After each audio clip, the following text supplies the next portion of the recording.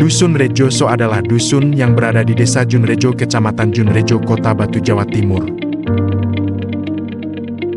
Dusun Rejoso masyarakatnya banyak bermata pencarian sebagai wirausaha. Wirausaha yang ditekuni masyarakat Dusun Rejoso adalah usaha mikro, kecil, dan menengah. Dengan ditekuni wirausaha masyarakat di Dusun Rejoso, maka hal ini menjadikan Dusun Rejoso menjadi dusun wisata usaha mikro, kecil, dan menengah. Perkenalkan, nama saya Bapak Saiful Wajin. Kerja saya di bidang UMKM pengrajin dari kayu yang ada di Desa Junrejo, Kecamatan Junrejo, Kota Batu.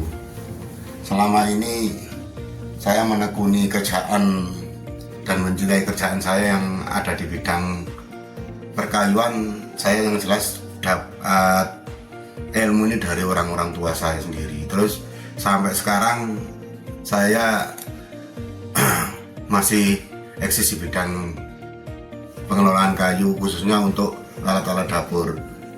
Kalau kita pendapatan awal kayu, kita dapat dari ada yang kayu rakyat, ada yang kayu perhutani, ada juga kayu limbah dari pabrik. Untuk selama ini yang kita banyak kerjakan kayu limbah-limbah dari pabrik, yang pabrik itu ekspor, mungkin nggak bisa manfaatkan kayu limbahnya, kita manfaatkan untuk bikin centong, bikin telenan, bikin cobek dari kayu, bikin piring dari kayu, kayak gitu nih. Distribusi ini kemana saja, Pak? Untuk penjualan kita bisa, insya Allah saya ada yang ke Jakarta, ada yang ke Surabaya, ada yang ke Jawa Tengah, ya. Untuk Terus, ekspor bagaimana, Pak? Kalau ekspor dulu kita pernah, tapi sekarang udah nggak pernah lagi ekspor. Terus nggak tahu kenapa, kalau kata-katanya dari pihak buyer mungkin itu pajak terlalu mahal atau gimana kayak gitu. Tadi untuk buyer yang masuk ke Indonesia untuk ambil barang itu, saya kira katanya pajak saya mahal, nggak bisa untuk dibuat kerja, ya kayak gitu. Ada harapan mungkin suatu saat bisa kembali ekspor gitu, Pak?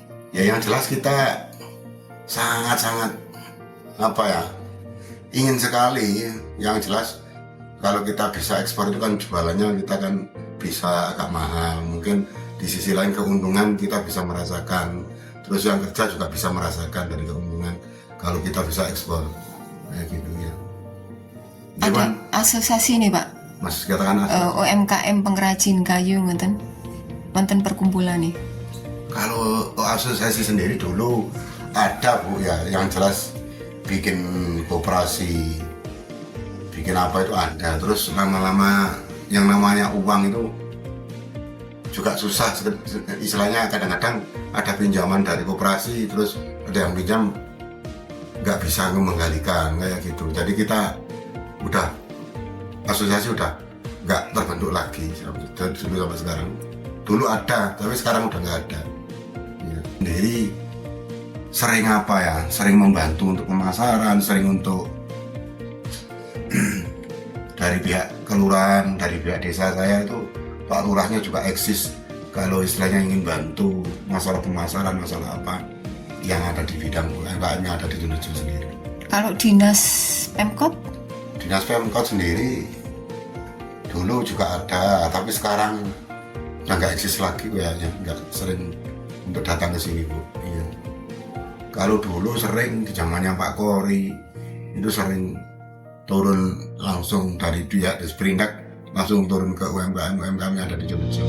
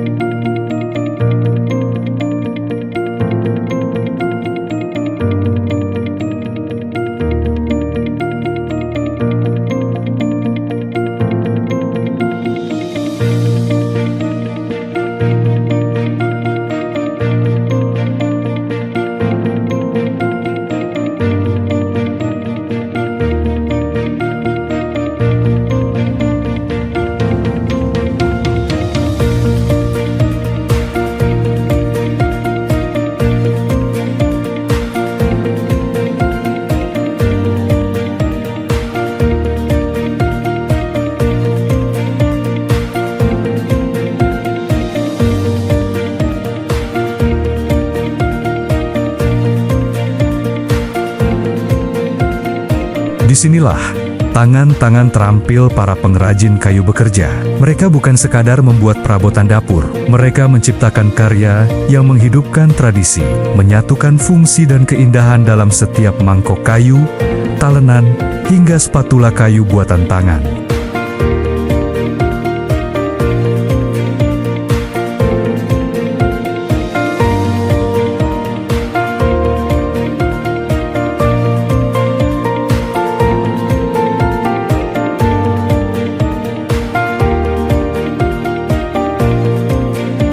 Jenis kayu seperti mahoni, jati, dan pinus menjadi favorit. Dipilih bukan hanya karena kuat, tetapi karena memiliki serat yang indah dan mudah dibentuk. Setelah dipotong, kayu diukur, dipahat, lalu dirangkai.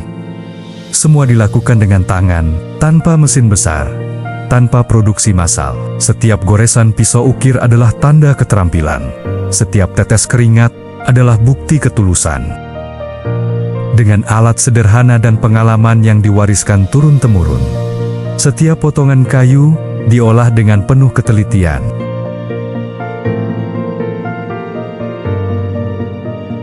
Ini kayu pinus untuk peralatan dapur jenis telenan dengan ukuran 20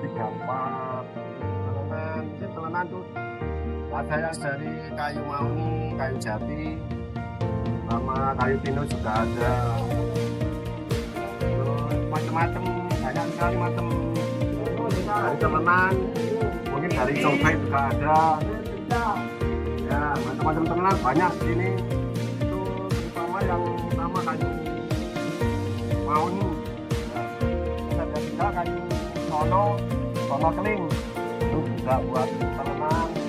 Untuk cara-cara pengolahan pengajiannya ya seperti itu, cara pengolahannya itu jenis telenan.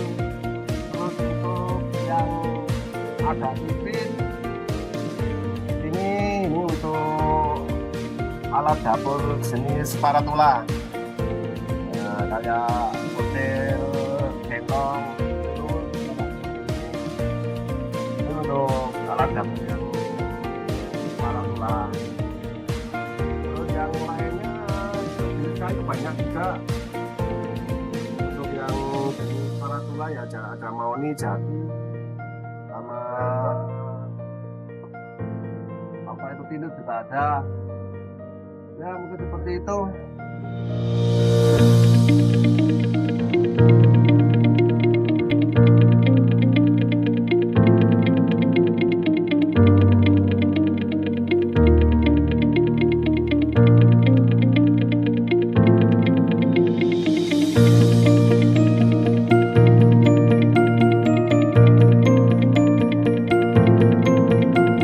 Bagi mereka, kayu bukan sekadar bahan. Kayu adalah cerita tentang alam yang memberi dan manusia yang mengolah dengan rasa syukur.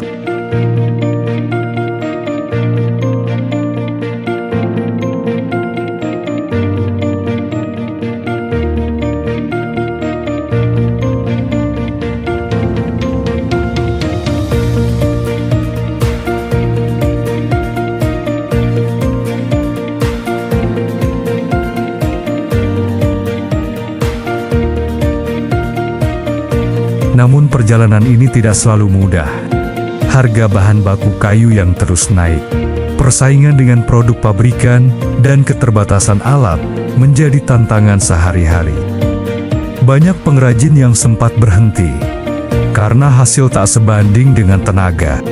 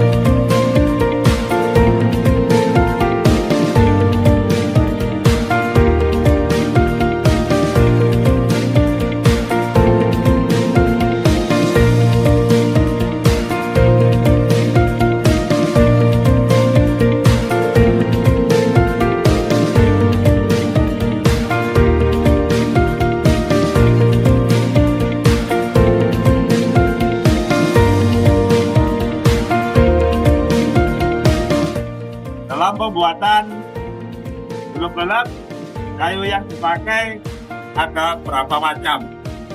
Di sini ada 2 macam. Pertama kayu blubu atau kayu kelapa. Yang kedua ada kayu toro. Dan cara pembuatannya ada beberapa fase. Yang pertama, dalam pembuatan blubu ada yang bakalan sebelum digosok. Ini nggak ada contohnya.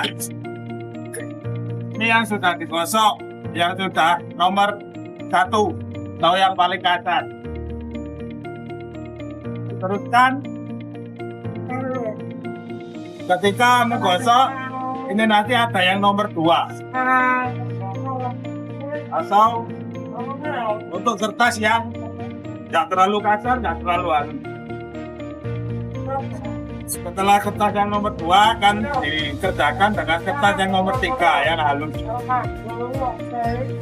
Setelah dihaluskan, kita langsung dipoles di tempat sana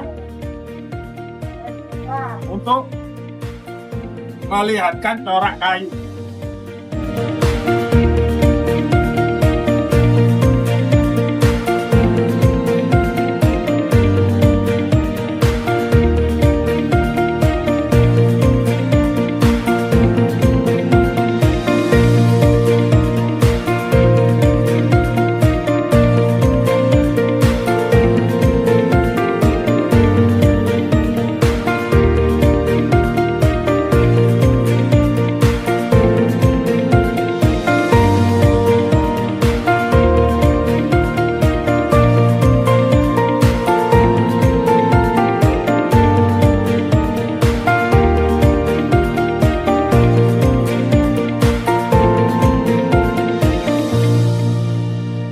Cara pembuatan solet ini, solet itu juga ada 3 ukuran, jumbo, sedang, sama yang ini. Cara pembuatannya seperti ini. Yang pertama gerabah, itu yang kasar kiri. Yang kedua nomor 150. Dan terakhir proses penghalusan nomor 240.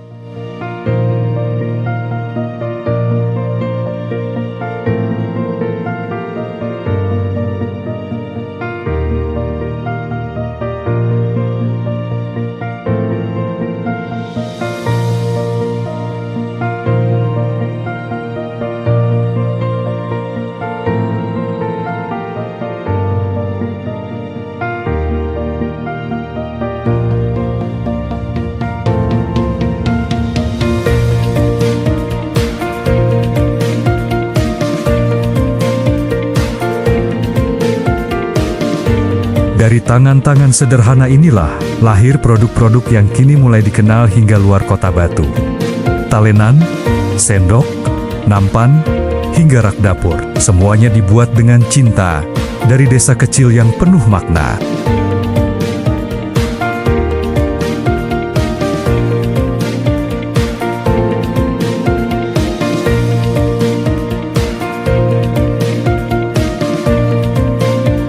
Usaha kecil ini memberi arti besar bagi masyarakat. Dari bengkel-bengkel sederhana inilah, puluhan keluarga menggantungkan hidupnya. Anak-anak bisa sekolah, dan roda ekonomi desa terus berputar. Sebagian hasil penjualan juga digunakan untuk memperbaiki fasilitas desa, membantu kegiatan sosial, dan mendukung pelatihan bagi pengrajin baru.